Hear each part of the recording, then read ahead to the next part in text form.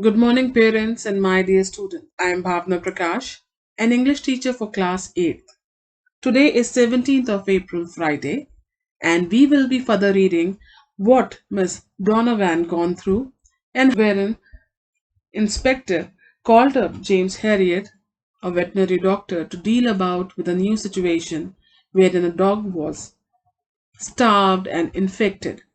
Let's read further to know more about the situation. We have finished reading the first page. The second says, which phrase can replace throw the book in the above line? Hit somebody with a book, punish somebody, give a book to somebody. So it's the B1, punish somebody. Halliday grunted, oh, there won't be much done. Now, what do you mean by the word grunt? Grunt is basically a sound made by animals, but wherein Halliday, the Inspector Halliday's grunting means he is making a disappointed sound. Oh, there is nothing that could be done. The owner, definitely simple, lives with his mother who hardly knows what's going on either. I have seen the fellow, and it seems he threw in a bit of food when he felt like, and that's about all he did. They will find him and stop him from keeping an animal in the future, but nothing more than that. Now, the inspector is telling doctor that nothing much could be done. We cannot find them, we could not take them in custody. As why? Because the owner was a little boy and he kept the dog here without somebody's permission. Even the mother don't know that the dog is still here. So whenever this boy felt like feeding the dog, he used to come and give it to him. Else, it is the dog was all alone, chained up and tied, and nothing could be done except they could not keep further animals at home. I see. I reached out and stroked the dog's head, and he immediately responded by resting a paw on my wrist. There was a pathetic dignity. Pathetic out in here is miserable and sad. Hmm? Dignity about the way he had held himself erect. Now it is very sad to see how the dog is trying to stay calm and says erect means to stand straight. The calm eyes regarding me, friendly and afraid. Well, you will let me know if you want me in court. Now, the doctor is saying, now it is very sad to see the dog in such a condition. But now the inspector is saying, now you will tell me whether we should go ahead and take this case in the court or not. Of course, and thank you for coming along. Halliday hesitated for a moment, and now I expect you will want to put this poor thing out of this misery right away.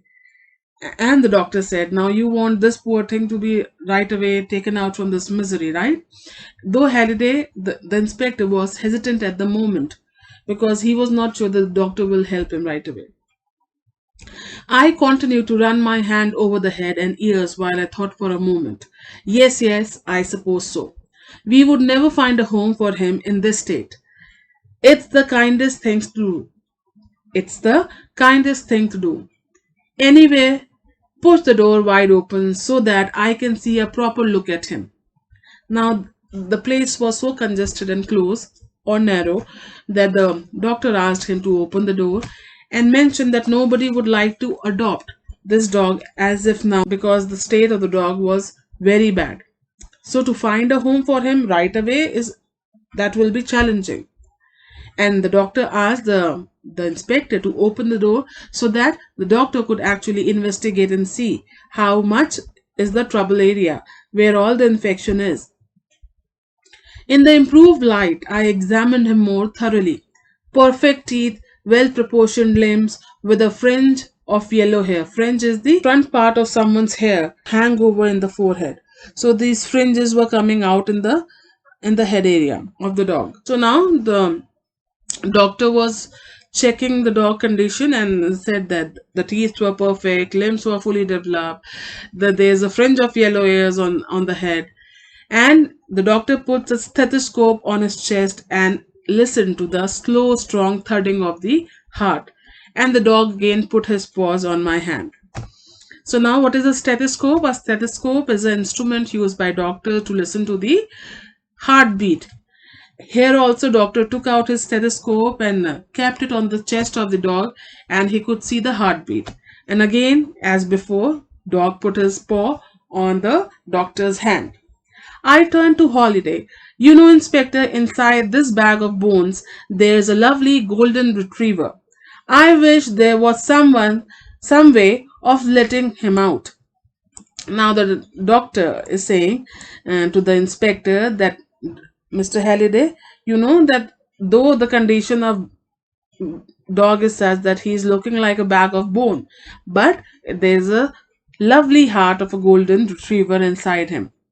And I wish that there could be a way to take him out from this place. As I spoke, I noticed there was more than one figure in the door opening. A pair of black pebbled eyes were peering intently at the dog from behind the inspector back. So now, while he was talking, so somebody was listening to him very carefully. And who was the one? Can you guess? Yes, that was Mrs. Donovan. The other inspectors had remained in the lane, but Mrs. Donovan's curiosity had been too much for her. I continued conversationally as though I had not seen her. Now, doctor is pretending that he has not seen her, and he was continuing talking to the inspector that were around. You know what this dog needs, first of all, is a good shampoo to clean up his matted coat. Matted coat? The dirty skin. Said Halliday. Halliday, who was Halliday? The inspector. Yes, and then he want a long course of some really strong condition powder. And who has these condition powder and shampoo? Mrs. Donovan. And that is how the veterinary doctor or the author is trying to tempt Miss Donovan to take this dog. What's that? The inspector looked startled. The inspector looked shocked. What are you talking about? Shampoo, conditioning powder. What is it? There is no doubt about it, I said. It's the only hope for him. But where are you going to find such thing? Really? Powerful enough, I mean? I sign and straighten up. Ah, well, I suppose there is nothing else for it. I would better put him to a sleep right away. I will get the things from my car. When I got back to the shed, Mrs. Donovan was already inside examining the dog. Now, since she was the one who used to take care of all the wet animals, she was very curious to help, and she's always available for the one who are in trouble, especially the sick animals. So, out in here also, Miss Donovan was there, and since at this point in time they could not find any place for the dog because the dog was not in such a condition, it needs a proper care and treatment which can be only given by Mrs. Donovan. And that is how the vet or the author prompted her to come forward and look what she could do at her end. And once he was back after taking something from the car, he could see Mrs. Donovan is examining the dog. Look, she said excitedly, pointing at a name roughly scratched on the collar. His name, Roy. She smiled up at me. It's a bit like Rex, isn't it, that name? So now she could correlate. This particular dog has a name, Roy, and the dog that Mrs. Donovan had was having a name, Rex. So it seems similar, Rex and Roy. That's what she was telling the author. You know, Mrs. Donovan, now you mentioned it. It is. It's very like Rex. The way it comes off your tongue. I nodded seriously. She stood silently for a moment, obviously in the grip of deep emotion. But then she burst out. Can I have him? I can make him better, I know. I can. Please, please, let me have him. Well, I don't know, I said. I really up to the inspector. You will have to get his permission. Now the author is saying she got entrapped in the situation and she was ready to have that dog. And she's asking the doctor, can I have this dog because I can make him well? For which doctor said that I cannot give you the permission. This is the inspector who can give you that permission. So Holiday looked at her in bewilderment. Then he said, excuse me, madam, and drew me to the one side. We walked a few yards through the long grass and stopped under a tree. Mr. Harriet, he whispered, I don't know what's going on here, But I can't just pass over the animal in this condition to anyone who has a casual whim. A casual whim means a sudden change of mind, because before than that she was just standing and now she's asking for the dog. The poor beggar had one bad break already. I think it's enough. Now, who is the beggar? Mrs. Donovan. So now the doctor is saying that she already had a bad break earlier, and it is okay that we can give over to her. This woman does not looks like a suitable person. Now the inspector is still saying that this woman don't look like a suitable person. Can we hand over the dog to her? I held up a hand. Believe me, Inspector, you have nothing to worry about. She's a funny old stick, but she's been sent from heaven today. If anybody in Derby can give this dog a new life, it's her. So now the doctor is consoling Inspector that if anybody in this city can help this particular dog is only her, and she is the one who has been sent from heaven by God to take care of this particular dog. Halliday still looked very doubtful. He was not assured. He was not certain about the thing whether this particular lady could actually take care of the dog or not. But I still don't get it. What was all that stuff about him needing shampoos and condition powder? Oh, never mind about that. I'll tell you some other time. What he needs is a lot of good grub care, affection, and that's just what he will get. You can take my words for it. Now the doctor is again assuring the inspector that this time this particular dog need attention and care and affection, and that can only be given by Mrs. Donovan. All right, you seems very sure. Halliday looked at me for a second or two, then turned and walked over to the eagerly little figure by the shed. And who was that? Again the lady. I had never before been deliberately on an outlook for Mrs. Donovan. She had just cropped up there. Now she has just cropped up there. I happen to be, but now I scan the street of Dorby anxiously, day by day, without sighting her. Now, after the dog was handed over to the lady, this particular veterinary or the author was searching for her to get a sight of her and can talk about the performance of the dog. But he could not see her. It must be nearly 3 weeks, and I was on the point of calling at her home. It was about 3 weeks that the author was eagerly waiting for her to come by the way and he could talk on dog's performance, and he was about to call her. By the time he noticed her stumping briskly along the far side of the market, peerily closing into every shop window exactly as before. The only difference was that she had big yellow dog on the end of the lead. So now again the doctor traces her, and this time she was as usually walking down the street, looking in the shops and doing whatever she was as usual. But now this time she had a yellow dog with her.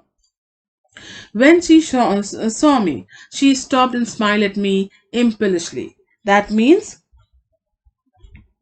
inclined to do some fun and mischief. So now she smiled and she wanted to have some fun with me, but she did not speak as I bent over Roy and examined him. Though she wanted to speak, but as soon as the doctor turned over to the dog Roy to examine, she was quiet. He was still a skinny dog, but he looked bright and happy. His wounds were healthy and granulating. Granulating means healing. And there was no speck of dirt in his coat or on his skin. That means the lady was working on him very well. I knew then what Mrs. Donovan had been doing all this time. She had been washing and combing and teasing all that filthy tangle till she had finally conquered it. That means Mrs. Donovan was working on cleaning the dog and taking good care of the dog, and finally she won it. As I straightened up, she seized my wrist in a grip of surprisingly strength, and looked up into my eyes. Now, Mr. Harriet, she said, haven't I made a difference to this dog? You have done wonders, Mrs. Donovan, I said, and you have been at him with that marvelous shampoo of yours, haven't you? She giggled and walked away. From that day, I saw two of them frequently but at a distance. Something like 2 months went by before I had a chance to talk to her again. She was passing by the surgery as I was coming down the steps, and again she grabbed my wrist. Mr. Harriet, she said, just as she had done before, Haven't I made a difference to this dog?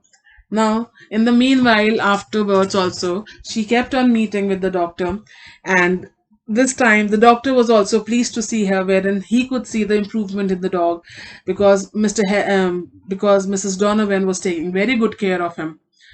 And when she got appreciation from the doctor itself, she giggled, she laughed. And again, by chance, they met again. And again, Miss Donovan hold doctor's hand and asked him again, have she made difference to this dog? To which, obviously, doctor agreed to. I looked at Roy with something akin to awe. He had grown and filled out as his coat, no longer yellow but a rich gold, lay in luxuriant shining sweat over the well-fledged rib and back. A new brightly studded collar glittered on his neck, and his tail beautifully fringed, fanned, and airy gently. So now again when the doctor is meeting the dog is no more skinny. He has gained weight. He has gained some flesh. The dog is no longer a skinny and a bony one.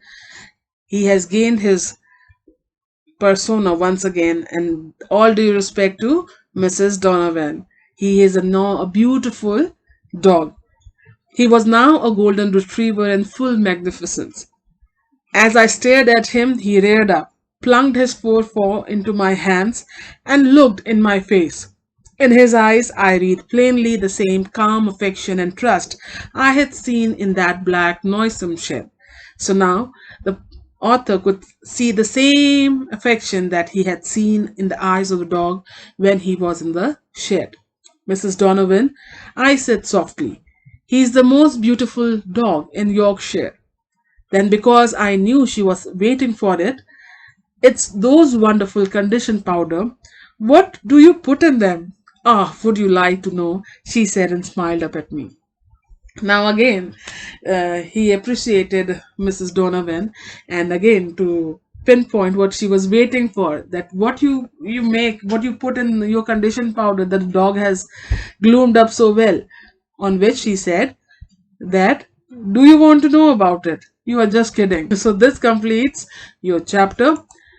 Now, what we have learned today, we got to know the dog in the shed was Roy, which is a golden retriever.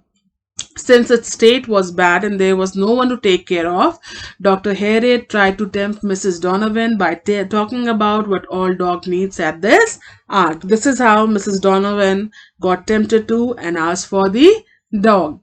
Finally, after talking to the inspector, the dog was handed over to Mrs. Donovan, and she took real good care of the dog. And she still continued to serve animals by helping their owners with remedy, medication, and advice. So now what you have to do in your notebook, any notebook that you have, any previous notebook, you have to make a format. I hope that you still remember how to make a format. You have to fill in the details like today's date, day, homework, chapter's name, following the sequence of word meaning, sentence making, question answers, and reference to context. Please remember, after completing word meaning, sentence making, question answers, and reference to context, you have to draw a double line. Make sure you're drawing double line after every question that you attempt to. Now, these are the word meanings that you have to write down. These are 10 in numbers. Make sure you make a proper table and then write word meanings. You can pause the video and do it in your convenience. After which you will be doing sentence making using these 5 words. You have to make sentence on your own. These are the 5 questions that you have to do in your fair notebook. I am not helping you in this. I will just give you these questions and a reference site. This is the reference site which you can hang on to later on. Alright, let me talk about the question first. These are the 5 questions that you have to do. Complete writing it down, draw double line after every question, followed by reference to context. Make sure once you are completing the reference to context, you are drawing double line after the section is complete. That means the first reference to context is done. These 3 questions are done in first one. Then you are supposed to draw a line. Okay. Now, for your convenience, I am giving you this site to refer. आपकी convenience के लिए कि आपको questions लिखने में अगर परेशानी हो रही है तो आप इस साइट पे जा करके help ले सकते हैं. Alright, यह आपकी help के लिए है. So you have to complete the homework, जितना भी काम मैंने आपको बताया है ये आप फिर से वीडियो देख करके कर सकते हैं। पेरेंट्स से मेरा अनुरोध है कि वो अपने बच्चों को प्रेरित करें, प्रोत्साहित करें कि वो अपनी नोटबुक में ये काम फिनिश करें और उसे याद भी करें। तब तक के लिए घर पे रहिए, स्वस्थ रहिए और सुरक्षित रहिए। धन्यवाद।